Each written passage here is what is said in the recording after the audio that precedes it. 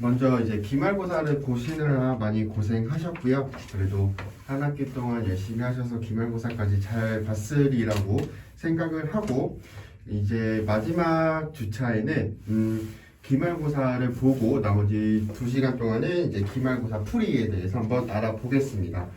먼저 첫 번째 문제는 이제 가장 쉬웠을 것 같아요. 안구 부속기가 아닌 것은, 그래서 안구 부속기에는 뭐가 있었냐?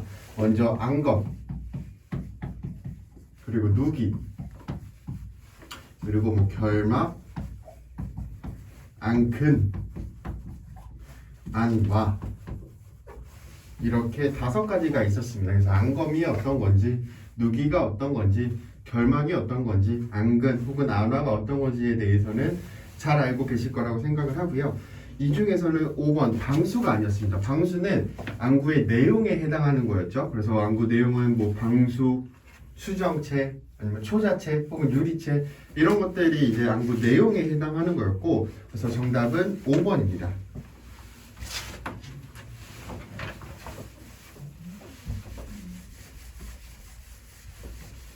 그리고 2번 문제.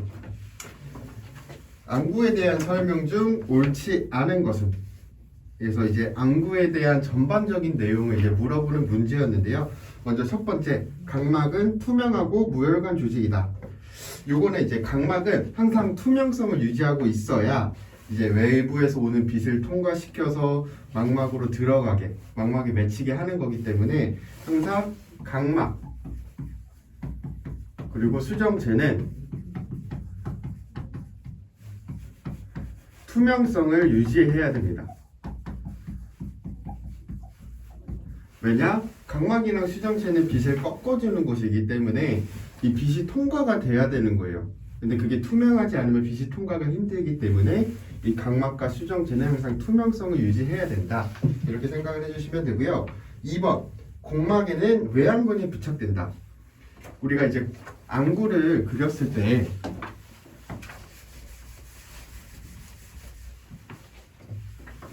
뭐 이렇게 안구가 그려지잖아요. 그럼 가장 밖에 있는 요 막, 가장 밖에 있는 막이 곡막이기 때문에 여기에 이게 근육들이 이렇게 부착이 되는 거여서 안구 운동을 하는 거죠. 그래서 외양근들은 이 곡막에 부착이 된다. 이렇게 생각을 해주시면 되고, 3번, 동공은 주도가 낮으면 교감신경의 지배를 받는 동공 상대근이 작용하여 크기가 커진다. 우리가 이제 조도에 따른 이제 동공 크기에 대해서도 많이 배웠어요. 이번 학기 동안. 그래서 동공이 어떻게 되는지. 그래서 조도가 낮으면, 조도가 낮다라는 건 어두운 곳이잖아요. 어두운 곳에선 동공이 커지고 이렇게 밝은 곳에선 동공이 작아지는데, 그래서 여기서 동공은 조도가 낮으면, 조도가 낮다라는 건 어둡다라는 거니까 동공이 커지겠죠. 빛을 많이 들어가게 하기 위해서. 그래서 동공이 커지는데 이때는 이제 교감신경이 받고, 그래서 동공 상대근이 작용을 한다. 이렇게 말씀을 드렸었습니다. 그래서 3번도 맞는 얘기. 그리고 4번, 수정체는 맥락만 혈관에 의해 영양분을 공급받는다. 우리가 이제 1번 얘기할 때도 말씀드렸는데 각막이랑 수정체는 투명해야 되잖아요. 왜? 빛을 통과시켜야 되니까. 투명해야 되기 때문에 혈관이 없어요. 혈관이 없기 때문에 영양을 직접 혈관을 통해서 받는 게 아니라 뭐 방수 혹은 눈물 뭐 이런 거를 통해서 없습니다. 그래서 4번, 수정체는 맥락만 혈관에 의해 영양분을 공급받는다는 틀린 말입니다. 그래서 정답은 4번이고요. 5번, 유리체는 안구 모양을 유지한다. 우리가 안구 모양을 유지하는 건 크게 3가지 정도가 있었어요. 먼저 외막에 해당하는 각막과 곡막, 그리고 이 안을 채우고 있는 유리체, 이 3가지가 안구 형태를 유지한다고 했었습니다. 그래서 5번도 맞는 말이고 정답은 4번이었습니다.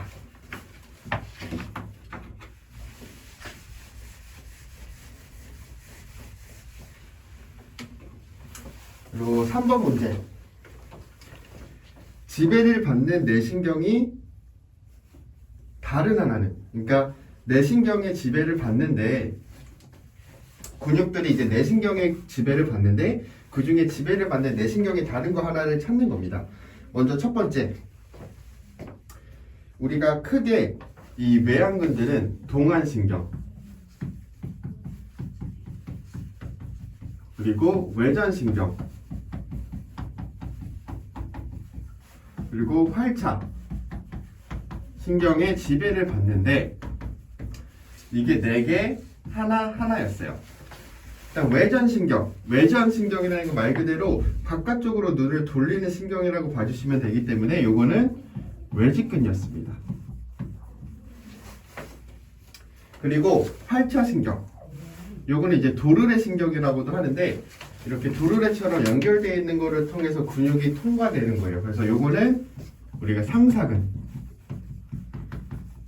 그리고 나머지 4개는 이 동안신경의 지배를 받습니다. 그래서 뭐 내직근, 상직근, 하직근, 하사근 이렇게 4가지가 지배를 받기 때문에 우리가 이 보기 중에서 1번 상사근은 활차신경 그리고 나머지 4개는 동안신경의 지배를 받는다.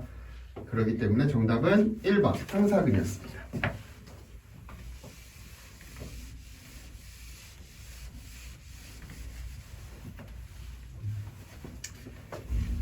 그 다음에 4번 망막에 대한 설명 중 옳지 않은 것은 일단 망막에 대해서 조금 설명을 할 건데 여기도 똑같이 안구를 그릴 거예요. 안구를 이렇게 그려지겠죠.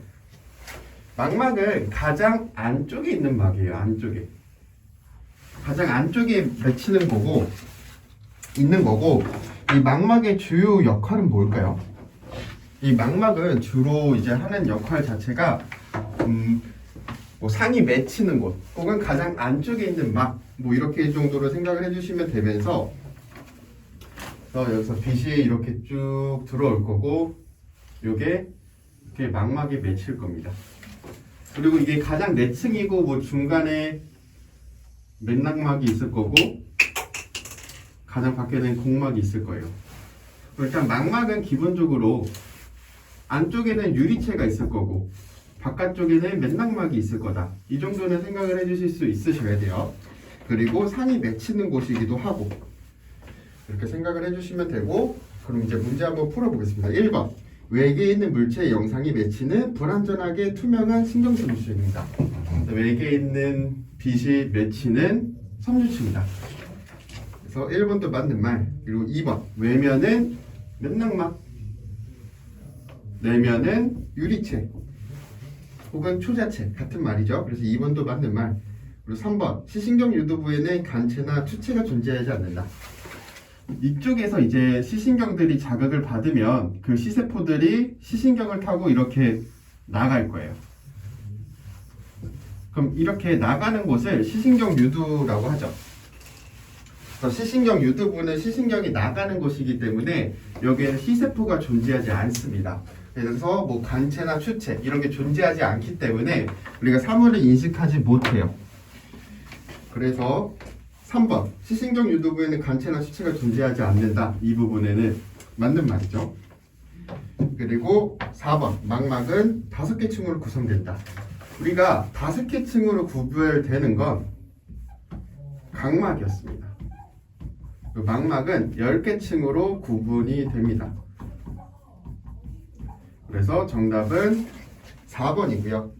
그리고 5번 간체는 야간에 활성화된다. 그래서 우리가 간체와 추체가 언제 활성화되는지 어떤 역할을 하는지도 이번 학기 동안 굉장히 많이 배웠어요. 먼저 간체는 밤에 야간에 활동을 하고 색깔이나 형태가 아니라 명암을 약간 구별하는 거고 추체는 주간에 약간 활성화되면서 색채 뭐 이런 형태 이런 걸 명확하게 보는 역할을 한다고 했었습니다. 그래서 추체는 중심화 부위에 많고 간체는 주변부로 갈수록 많다.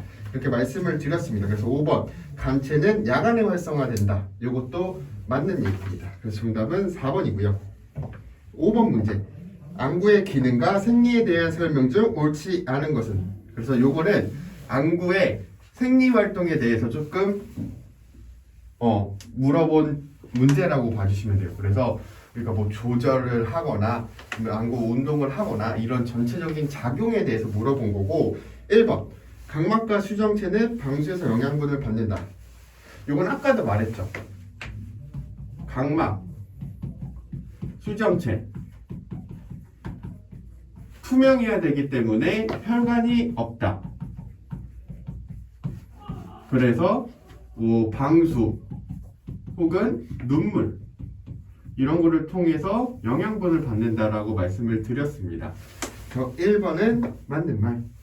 2번 가까이 볼 때 수정체는 얇아지면서 수정체의 굴절력이 감소한다. 우리가 가까이 볼 때 하는 작용이 조절이었잖아요. 조절을 한다라는 건 수정체가 두꺼워지면서 굴절력이 높아진다는 거죠. 왜냐? 우리가 가까이서 나온 빛은 뒤쪽에 맺힙니다. 그렇기 때문에 이 뒤쪽에 맺힌 빛을 앞쪽으로 맺히게 하기 위해서는 수렴 렌즈가 필요해요. 그러니까 말 그대로 플러스 렌즈가 필요한 거죠. 그래서 더 강한 굴절력 값을 가져야 더 앞쪽에 맺히게 할 수 있기 때문에 수정체는 두꺼워지면서 더 강한 굴절력 값을 갖게 될 거예요. 그래서 2번은 틀린 말이고요. 그리고 3번 이거는 아까도 나왔었죠. 조도가 높아진, 그러니까 조도가 높다라는 게 밝은 곳이니까 밝은 곳에서는 동공이 작아진다. 이건 맞는 말이죠. 그리고 4번 각막은 눈물을 통해 산소를 공급받는다. 여기 있죠. 그래서 이 눈물을 통해서 각막 위에 눈물이 이렇게 맺히는데 그 눈물에서 산소를 공급받는다. 이렇게 생각을 해주시면 됩니다. 그래서 우리가 눈물에서 그 가장 안에 있는 점액층을 통해서 이 각막의 눈물이 골고루 퍼질 수 있도록 한다. 여기까지 배웠었고요. 그리고 5번 안구는 4개의 직근과 2개의 사근을 통해 안구 운동을 한다. 그래서 우리가 4개의 직근 혹은 2개의 사근, 그래서 뭐 4개의 직근은 외직근, 내직근, 상직근, 하직근이 있고요. 사근은 상사근, 하사근이 있는데 이 6개의 근육을 통해서 오른쪽을 보든 뭐 외전을 하든 내전을 하든 상전을 하든 하전을 하든 이 눈이 움직일 수 있게 이 근육을 쓴다라고 말씀을 드렸습니다. 그래서 정답은 2번입니다.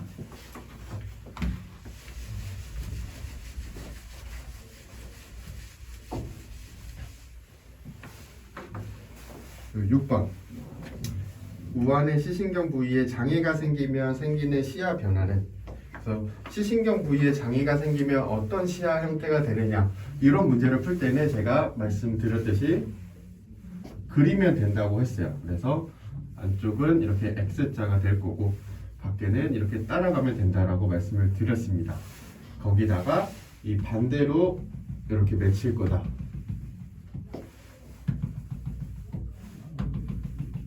이렇게 말씀을 드렸었죠. 그러면 이 문제, 이 위쪽 부분을 시신경 부분이라 하고 이쪽 부분은 시신경 교차 부분, 그리고 아랫부분은 시삭 부분이라고 했잖아요. 근데 문제에서는 우한의 시신경 부위에 장애가 생겼대요. 오른쪽 눈에 시신경 부위, 이쪽 부위에 장애가 생겼다 라고 하면 이쪽과 이쪽이 장애가 생긴 거죠. 그러면 이쪽에 해당하는 이쪽에 해당하는 이쪽이 잘 안 보이실 거예요. 그래서 눈으로 이렇게 그리면 일단 왼쪽에는 장애가 없기 때문에 다 보일 거고, 오른쪽 이쪽에 해당하는 이쪽이 안 보일 거고, 이쪽에 해당하는 이쪽이 안 보일 거예요. 그래서 오른쪽 눈 자체가 아예 보이지 않겠구나. 그래서 정답은 3번 우한시야 손실입니다. 이렇게 쉽게 문제를 푸실 수가 있으니까 이거는 요 그림을 좀 생각을 해주시고 어느 부위에 장애가 생겼을 때를 그림을 그리면 쉽게 풀 수 있을 것 같습니다.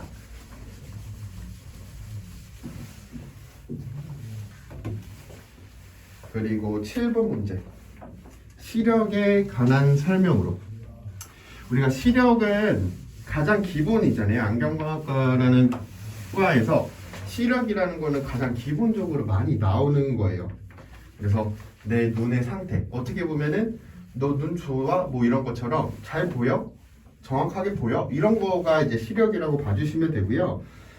먼저 1번 거리가 가까워지면 시각은 커진다. 우리가 이렇게 눈이 있을 거예요. 있을 때 이런 물체가 있을 거예요. 그러면은 이루는 각. 근데 거리가 가까워졌다. 그러면 이쪽에서 이루는 각. 어떤 게 더 큰지를 생각을 해주시면 거리가 가까워지면 시각은 커진다. 맞는 말이죠. 그래서 1번은 맞는 말. 그리고 2번 시력 저하의 원인이 굴절 이상인 경우 피놀 시력 검사를 실시하면 시력이 향상된다. 우리가 피놀 검사를 하는 이유가 뭐였죠? 시력 저하의 이유가 안질환 때문인지 혹은 굴절 이상인지, 그래서 말 그대로 그냥 안경으로 교정해주면 눈이 좋아질 수 있는지, 혹은 아니면 이 사람이 안질환이 있어서 눈을 교정하는 그 안경만으로는 시력 향상이 어려운지를 보는 검사예요. 그래서 피놀 시력 검사를 했을 때 시력이 좋아졌다 라고 하는 것은 이 사람은 그냥 단순히 굴절 이상이구나, 안질환이 아니라 굴절 이상이구나. 근데 피놀 검사를 해도 좋아지지 않거나 오히려 떨어져요. 이런 사람은 안질환이 있구나, 이렇게 생각을 해주실 수 있으셔야 돼요. 그래서 이 문제처럼 피놀 시력 검사를 실시하면 시력이 향상한다. 그러면 이 사람은 굴절 이상으로 눈이 안 좋은 거구나, 이렇게 생각을 해주시면 됩니다. 왜 이제 피놀 검사를 하면 굴절 이상도를 가진 사람이 시력이 향상이 될까요? 피놀 검사라는 건 초점 심도를 높이는 거기 때문에 희미한 거를 조금 가려줘요. 그래서 딱 내가 볼 수 있는 것만 볼 수 있게끔 조금 초점 심도를 낮춰주기 때문에 높여주기 때문에, 그래서 이 피놀 검사를 하면 더 굴절 이상은 시력이 좋아질 겁니다. 그래서 2번도 맞는 말이고, 3번 시력은 최소 시각의 역수이다.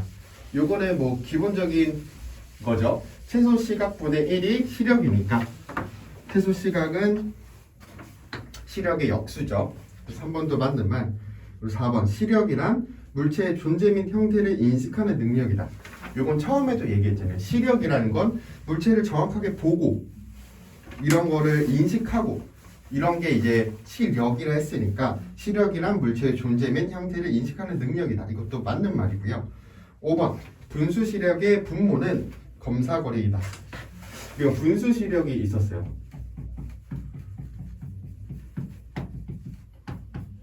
먼저 검사거리는 분자였습니다. 그리고 이 분모에 들어가는 거는 굉장히 좀 어려웠지만, 눈이 1.0인 사람이 간신히 그 시표를 읽을 수 있는 거리, 그래서 1.0인 사람이 그 시표를 어느 거리까지 갔을 때까지 인식할 수 있는지를 보는 그 거리라고 봤어요. 그래서 예를 들어서 검사거리가 5m인데 5m용 검사거리를 했는데 5m인데 그 사람이 1.0인 사람이 그거를 한 50m까지 갔을 때 50m까지는 그 시표를 읽을 수 있었어요. 근데 그 이상으로 갔을 때는 그 시표를 인식하지 못했다 라고 하면 여기 50을 적는 거예요. 그래서 0.1 시표가 되는 거겠죠. 50분의 5니까. 이것처럼 5번 분수 시력의 분자는 검사 거리이기 때문에 정답은 5번입니다.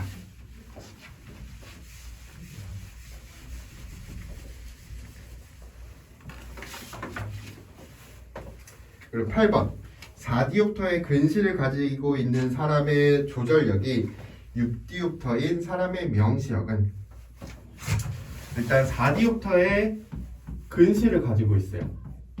거기다가 조절력이 6디옵터. 4디옵터의 근시를 가진 사람이면 적어도 이제 근시라는 건 망막 앞에 상을 맺히는 거니까 이 사람은 더 일반 사람들보다 굴절력이 강하다라고 생각을 할 수가 있겠죠. 그래서 60디옵터가 일반 사람이면 4디옵터의 근시를 가진 사람이면 64디옵터를 가진 사람이구나 라고 생각을 하실 수 있으셔야 돼요. 그래서 64디옵터라는 사람은 이런 정시 60디옵터인 사람한테 앞에 플러스 4디옵터만큼을 넣은 눈이랑 똑같은 거죠. 그래서 이 4디옵터에 해당하는 이 25cm에서는 잘 보일 거예요. 25cm가 잘 보일 거고, 우리가 이 조절이라는 거는 수정체가 두꺼워지면서 굴절력이 커지는 거라고 아까도 말씀을 드렸잖아요. 그래서 여기 안에 또 플러스 6디옵터가 생기는 거예요. 조절력을 썼다라는 것. 그럼 이 사람은 앞에 플러스 10디옵터만큼 있는 거니까 그 플러스 10디옵터에 해당하는 10cm도 잘 보일 거예요. 언제? 조절을 최대로 썼을 때, 25cm는 조절을 하나도 안 썼을 때 이 4디옵터에만 해당하는 거고, 그러면 4디옵터에 해당하는 것부터 10디옵터까지 이 사람은 명확하게 보일 거예요. 그러면 25cm부터 10디옵터에 해당하는 10cm까지는 이 사람이 명확하게 명시를 할 수 있는 거리이기 때문에 이 사람의 명시역은 눈앞 25cm에서 눈앞 10cm입니다. 이해가 되셨을까요? 이번에는 그러면 원시인 경우는 어떻게 되는지도 한번 볼게요. 이건 9번 문제입니다.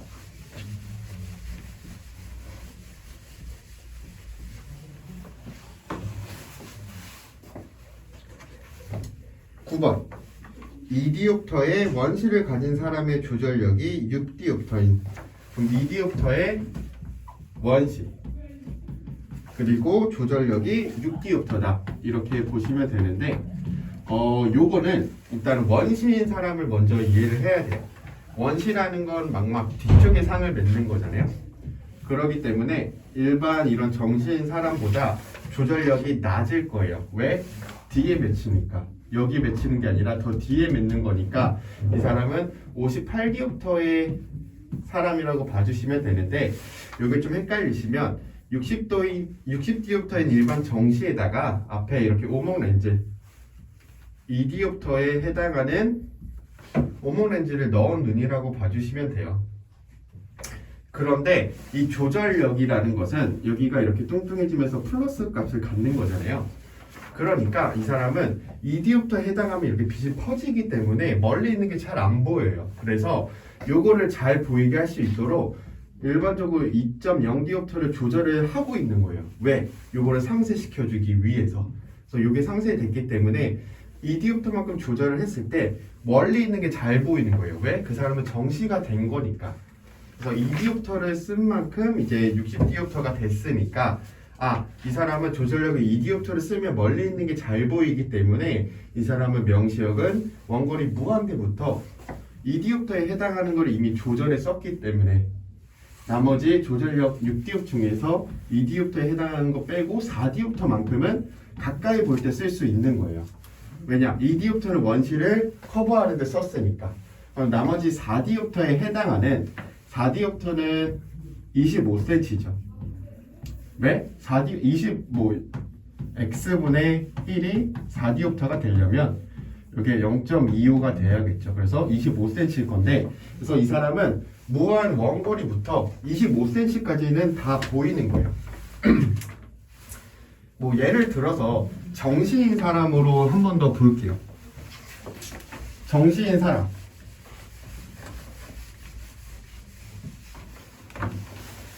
뭐 이런 원시가 없는 사람이에요.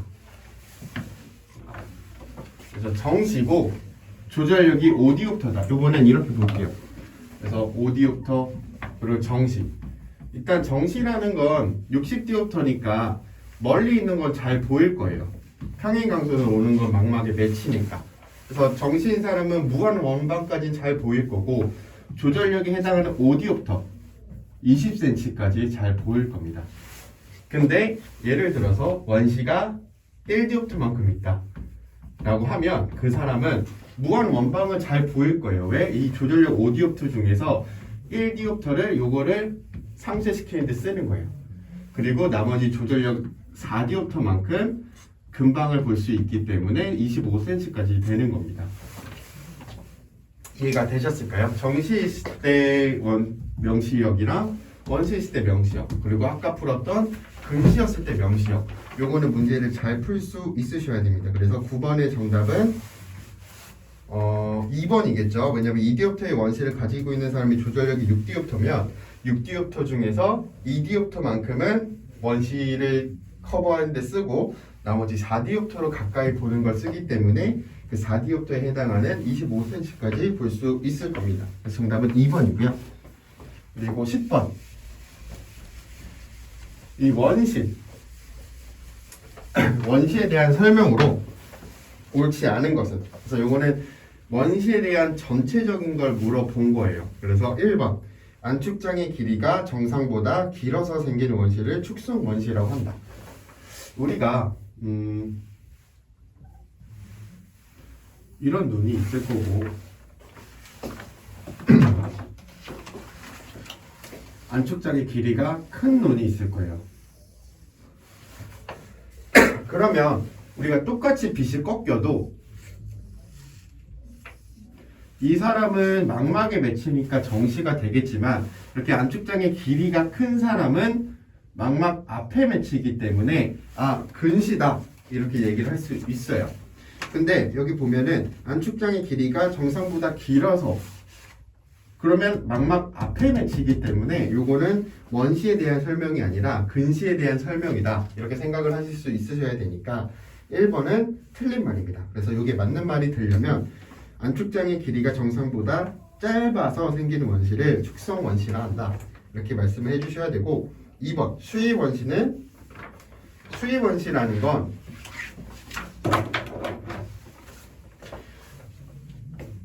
조절력이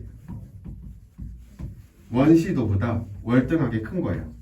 그래서 뭐 조절력이 10디옵터인데 원시도가 뭐 플러스 2디옵터만큼의 원시를 갖고 있는 거예요. 그래서 이 2디옵터를 10디옵터가 충분히 커버를 하고 나머지 8디옵터만큼 또 남기 때문에 가까이 있는 것도 어느 정도 같이 볼 수 있고 원거리는 충분히 조절력이 크기 때문에 잘 보이는 겁니다. 그래서 이런 수위 원시인 사람들은 멀리 보는 게 잘 보일 거예요. 왜? 원시도보다 조절력이 크기 때문에 이 조절력을 사용해서 원시도를 커버하기 때문에 그리고 이 수위 원시라는 건 조절력이 원시도보다 큰 눈을 말을 합니다. 그래서 2번은 맞는 말이고요. 3번 눈의 굴절력이 작기 때문에 생기는 원시를 굴절성 원시다.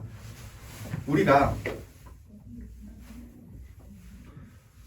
이렇게 되는 눈이 있을 거예요. 정시가.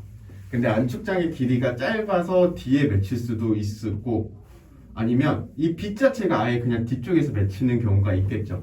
그래서 이 빛 자체가 더 뒤에서 맺히는 경우는 여기에 굴절력이 작아서 더 뒤에 맺힌다 이렇게 생각하셔도 되고 그런 원시를 굴절성 원시 그리고 안축장의 길이가 짧아서 생기는 거를 축성 원시라고 했었습니다. 그래서 3번도 맞는 말입니다. 그리고 4번 조절력이 원시도보다 크면 대체로 원거리 시력이 양호하다. 이건 수위 원시에 대한 얘기죠. 조절력이 원시도보다 크면 대체로 원거리를 원시도만큼 조절력이 커버할 수 있기 때문에 원거리 시력이 양호합니다. 그리고 5번 요거는 원시에 대한 그냥 설명이죠. 평행 강선이 안굴절개에 의해서 굴절한 후 망막의 뒤쪽에 결상하면 그게 원시다 라고 말씀을 드렸습니다. 그래서 10번의 정답은 1번입니다.